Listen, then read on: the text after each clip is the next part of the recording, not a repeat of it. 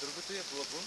Вижте колко дълбоко са нарязани. Той е най-широко разпространен. Обикновено той е по билните части.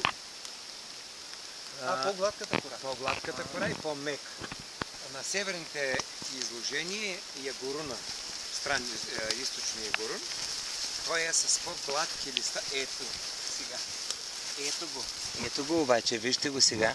Да не го късне. Вижте сега какво е благуна. Ето го, вижте с по-дълбоко нарязани листа и по-меки. Да. Това е цера. Виждате го, той е с... Отдолу е грапав, и този е без дръжки преседнали. Докато горуна, ето го горуна е на дръжчици. И вижте какъв е лъскав. Да. Вижте този какъв е благуна. Като по-мек и по-груб, докато този е по-лъскав.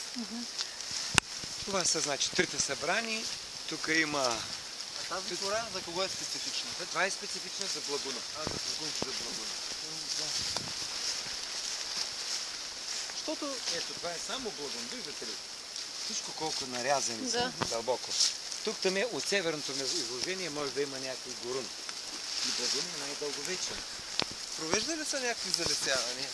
Или той си само... В Странджа природата така е устроена, че не дава възможност за самовъзобновяване и не е необходимо, ако се спазват лесовъдските принципи, да се хвърлят пари на вятъра.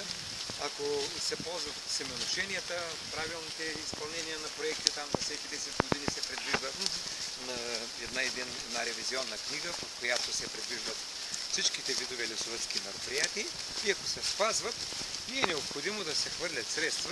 Те са готови, чакат. Само слънце и тя тръгва. Да, разбира се. Къпчета, малко. Като дадеш слънце и става купа. Във всички случаи по-ценна си е зрялата гора. Младата гора нито се ме носи, нито тя като малкото дете.